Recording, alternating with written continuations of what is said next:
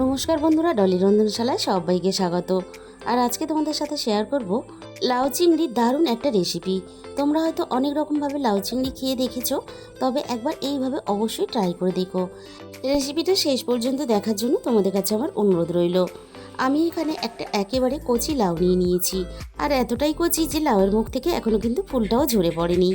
আমি ওই লাউটার অর্ধেকটা একেবারে এরকম করে ঝিরিঝিরি করে কেটে খুব ভালোভাবে ধুয়ে পরিষ্কার করে নিয়েছি।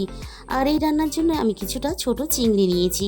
চিংড়িটাও আমি খুব ভালোভাবে ধুয়ে পরিষ্কার করে নিয়েছি।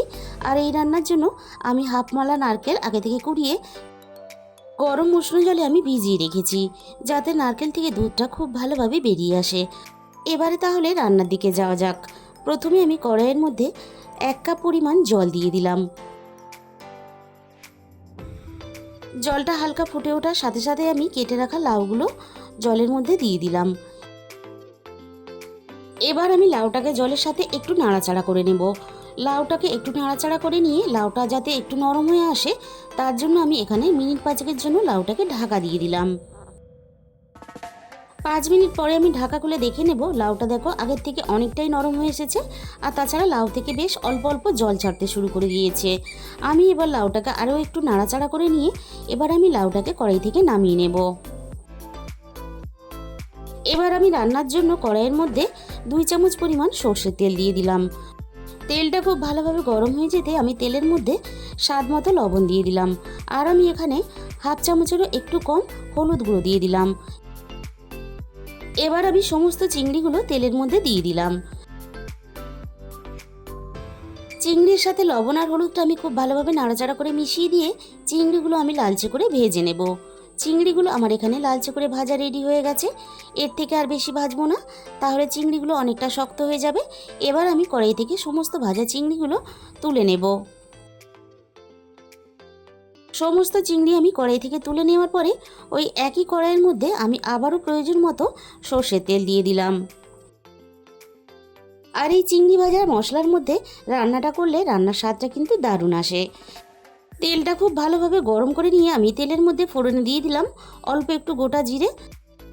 এবার আমি তেলের মধ্যে দিয়ে দিলাম একটা শুকনো লঙ্কা কুচি, আর আমি দিয়ে দিলাম এখানে একটা তেজপাতা কুচি। এবার আমি ফোড়নটাকে কয়েক সেকেন্ড নাড়াচাড়া করে একটু ভেজে নেব। ফোড়ন থেকে যখন সুন্দর গন্ধ বেরিয়ে আসতে শুরু করে দিয়েছে, তখন আমি এখানে 1 চামচ পরিমাণ আদা বাটা দিয়ে দিলাম। ফোড়নের সাথে আমি আদাটা হালকা একটু নাড়াচাড়া করে ভেজে নেব, যাতে আদার কাঁচা গন্ধটা চলে যায়। আদাটাকে একটু হালকা নাড়াচাড়া করে ভেজে নিয়ে আমি এবারে ভাপানো লাউটাকে আমি জল সমেত দিয়ে দিলাম। এবার আমি ফোড়নের সাথে লাউটা হালকা নাড়াচাড়া করে একটু কষিয়ে নেব। 5 মিনিটের মতো আমি লাউটাকে ফোড়নের সাথে কষিয়ে নিয়ে আমি এবার লাউয়ের মধ্যে দিয়ে দিলাম স্বাদ মতো লবণ। আর আমি এখানে দিয়ে দিলাম হাফ চামচের একটু কম হলুদ গুঁড়ো।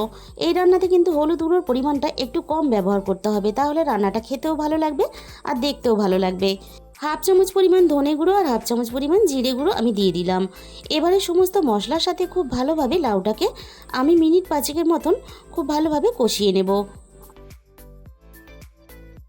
লাউটা মশলার সাথে কষানোর সাথে সাথেই লাউটা কিন্তু বেশ ভালোভাবে সিদ্ধও হয়ে এসেছে। এবার আমি এখানে আগে থেকে 1 চামচ পরিমাণ পোস্ত বেটে রেখেছিলাম, সেই পোস্ত বাটাটা আমি লাউয়ের মধ্যে দিয়ে দিলাম। পোস্ত বাটাটা আমি লাউয়ের সাথে নাড়াচাড়া করে খুব ভালোভাবে মিশিয়ে নেব। আর অল্প একটু পোস্ত বাটা দিলে রান্নার স্বাদ কিন্তু অনেক বেশি বেড়ে যায়। আর আমি যেভাবে লাউ চিংড়িটা রান্না করছি এই পদ্ধতিতে অবশ্যই একবার লাউ চিংড়ি বানিয়ে খেয়ে দেখো।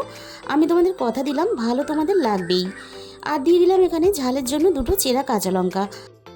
আর ভাজা চিংড়িগুলোও আমি লাউয়ের মধ্যে দিয়ে দিলাম। আর এই রান্নাতে ঝাল লঙ্কার গুঁড়ো না ব্যবহার করাই ভালো, কারণ এই রান্নাটা খুব বেশি ঝাল হলে খেতে ভালো লাগবে না। তাই আমি এখানে কাঁচা লঙ্কার ঝালটাই ব্যবহার করলাম। সব কিছু আমি খুব ভালোভাবে একসাথে কষিয়ে নিয়েছি। এবার আমি রান্নার মধ্যে স্বাদ মতো চিনি দিয়ে দিলাম। এই রান্নাতে অবশ্যই একটু চিনি ব্যবহার করার চেষ্টা করবে। আর চিনিটা আমি সব কিছুর সাথে নাড়াচাড়া করে একটু মিশিয়ে নিলাম। আর এইভাবে লাউ চিংড়ি রান্না করলে তাহলে গরম গরম ভাতের সাথে অন্য কোনো রেসিপি কিন্তু বানাতেই লাগবে না। এবার আমি রান্নার মধ্যে নারকেল দুধটা দিয়ে দিলাম। আমি কিন্তু এই রান্নাতে এক্সট্রা করে জল ব্যবহার করব না, আমি নারকেল দুধটাই এই রান্নাতে ব্যবহার করলাম। নারকেল দুধের পরিমাণটা কিন্তু সেই হিসাবেই তোমরা বানিয়ে নেবে। সব কিছু একসাথে নাড়াচাড়া করে মিশিয়ে নিয়ে আমি এখানে মিনিট 10 মতো ঢাকা দিয়ে দিলাম। 10 মিনিট পরে আমি ঢাকা খুলে দেখে নেব। দেখো রান্না থেকে দারুণ একটা ফ্লেভার ছাড়তে শুরু করে দিয়েছে। এবারে আবারও একটু নাড়াচাড়া করে আমি দেখে নেব। দেখো লাউ আর চিংড়ি বেশ ভালোভাবে সিদ্ধ হয়ে গেছে। এবার আমি রান্নার মধ্যে হাফ চামচ পরিমাণ গরম মশলা গুঁড়ো দিয়ে দিলাম। গরম মশলা গুঁড়োটা আমি খুব ভালোভাবে নাড়াচাড়া করে মিশিয়ে নেব।